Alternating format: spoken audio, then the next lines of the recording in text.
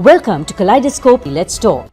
We're continuing our Galle Literary Festival highlights this week with a dynamo of artistry, Nayomi Apsara. The writer, filmmaker and poet entered the literary world with her debut poetry collection, Throw Me Mountains, in 2021. But she's been making headlines way before that. Her debut short film, The Tea is Cold, has been recognized at local and international film festivals, and her experimental film, Pick Me Up, is being featured at the Tropfest Film Festival in Melbourne. Nayomi is currently working on her debut feature film. Exciting stuff. I was eager to ask her all about her leaving her corporate job behind to work in the arts and about her career trajectory and experiences that shaped her poignant and soul-grabbing works of art. Nayomi, welcome. Now, you're known, what is known as a slashy. You're a writer slash director slash filmmaker slash poet. What drives you to do all these things? Early years of my youth was spent in corporate, but I never gave up literature. I always had time to read a book, watch a movie and listen to music. I love music. So I have seen some deep introspective emotions of the artist in shapes, lines, frames and words. And then I also got this compulsive desire to create, and I also found myself more in those lines than in business and numbers, and somehow I got into it, and I keep creating. I'm still trying to find the exact answer to your question why I'm doing this, but this is what keeps me driving. I want to create. Your short film, The Tea is Cold, won a lot of recognition at various international film festivals. What actually triggered you to go on that path, and what did you learn when you were filming in Jaffna? So the idea that I discuss in the movie, the lingering post-war effects, that had been troubling in my I've been troubled by the idea for a long time, and just when I got out of the corporate environment, Minor Matters, the producer of my movie, they contacted me and asked whether I would like to do something, and I was like, ideal opportunity, and I jumped on it. And if I'm to tell you the experience in Jaffna, if you watch the movie, you'll realize. So what we see, what we hear is what we believe, but when you go there, I went as a very light-hearted person, like the protagonist of my movie, and the perspective completely changed when I was working there. Tell me about your experimental film project, Pick Me Up. It was shown in Melbourne, right? So I had just bought my DSLR camera, and I saw and I was studying business. I was doing my master's in business management, and I saw this Facebook post saying that there is an international film festival coming to Melbourne, 48 hours, Tropfest 48 hours film festival. So you are given 48 hours and you are given a prop, dialogue and a genre, and the genre was something called mockumentary. I had to Google it, okay? And you are given only 48 hours to write a script, do a movie. So I gathered some of my friends and I did something really fun and spontaneous, and it was screened. That is my first filmmaking experience. Then tell me about Salon Cut the Talk. I was working for Capital Maharaja organization for their platform called Kiki, and I was asked to gather stories. I was asked to find some work to put in the platform, and I was working around it, and you know, like at work you gossip and say certain things. And I just casually told one of my colleagues, the senior management, you know what happened to me at a salon, like this happened and this person came and this happened, this story. And we were talking about how people talk about their really personal things and political things at salons. Then he was like, why can't we make a series out of it? And it happened. It was actually fun. So now you're into your debut film, Afinia. How different is that from your usual work? It's going to be extremely different and contrasting from whatever that I've been doing. It's going to be a very long and slow process. Afinia is going to be my debut feature film, and I had the luxury of developing the story, the treatment at Busan Asian Film School, where I was attending. I was awarded a fellowship and with some prestigious teachers from across the world. Now, Throw Me Mountains has been described as exploring questions of love, desire, loss and isolation. Yeah. What is it in your words? Throw Me Mountains, I must confess that I didn't write a book, but I've been scribbling every time I felt sad or happy or any kind of deep emotions which I couldn't tell people.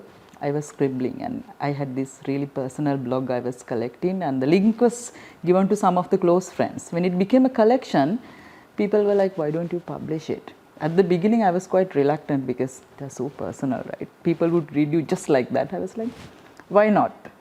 And it's been received quite well, and I went to a couple of literary talks, and I'll be at Galle Literary Festival as well. What do women in filmmaking bring to the table? There are few women in actual behind the camera and think in the actual film industry. So what do women actually you think? What do you think women bring to the filmmaking industry? Savithri, I think gender shouldn't be an issue, but unfortunately it is. In my case, I would like to highlight the fact that the female gaze and the perception in stories should be out there in the world. In the whole world, the film industry is a male-dominant industry. It's slowly changing. In Sri Lanka, we have quite a long way to go. It's quite challenging, but it's okay. We are starting, and I hope there'll be more filmmakers, more women filmmakers. If you look at a plot, do you think women see that plot differently to men? I think so. I think so. And what do you think about the level of recognition given to Sri Lankan filmmakers, artists, poets? In Sri Lanka. Okay, this is actually a tricky question because once you are in the industry, once you are in art circles, the level of recognition it's quite hard to say what it is from outside. But in my case, I always believe in as much as I appreciate my audience feedback and recognition, I appreciate what my senior filmmakers have to say about my film or poetry or anything. And I also should mention, Savithri, with this so-called recognition, most of our young and emerging filmmakers, emerging artists gets lost. Like if someone talks good about your movie or poem in Facebook or YouTube or somewhere, you tend to think that, okay, I've done my work, but no, there's a long way. So I think it's really critical that you take recognition and the feedback from the veterans. When you make films, when you write poetry or you're writing prose, what do you want those on the other side to take away? Okay, when it comes to poetry, poetry is extremely therapeutic for me.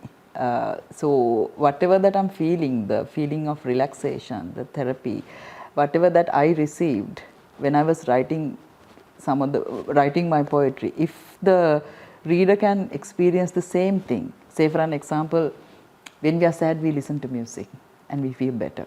If somebody is feeling sad or happy, and if they can relate to whatever they are feeling in my poetry, I think I'm successful.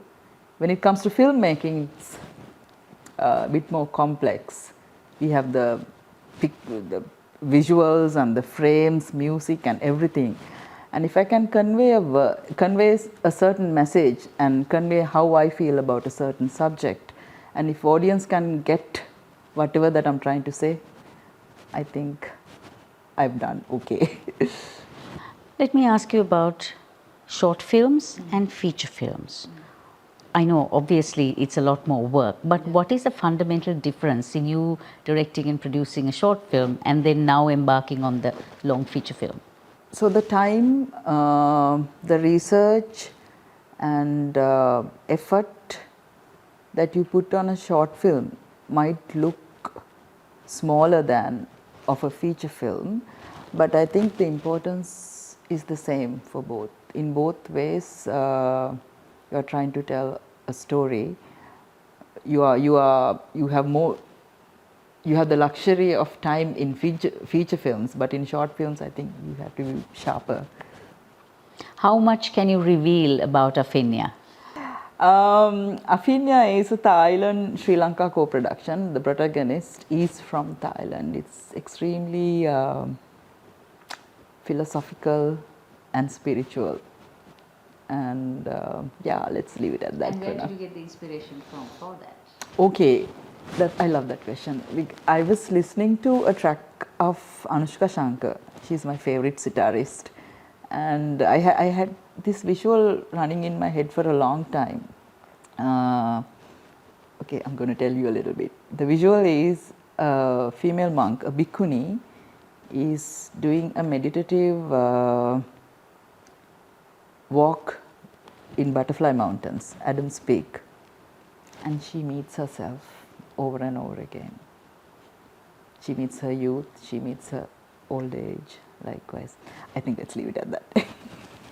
What is next for you? You've done so much, but I'm sure there's much more that you're thinking of doing. So what's next? Well, it's a very intimidating question. I have spent most of my youth in corporate, so I got into filmmaking quite late. And there is a lot to learn, and I'm still learning. And in the process of Afinyam, I'm planning to learn a lot more. So poetry happens. Poetry happens, and if there are enough poems, another book will happen. Next project, I would like to do a TV series at some point, so I might do it. One last question. Yeah. When you do films, or how did you get into films in the first place? I mean, why films? I love this. Okay.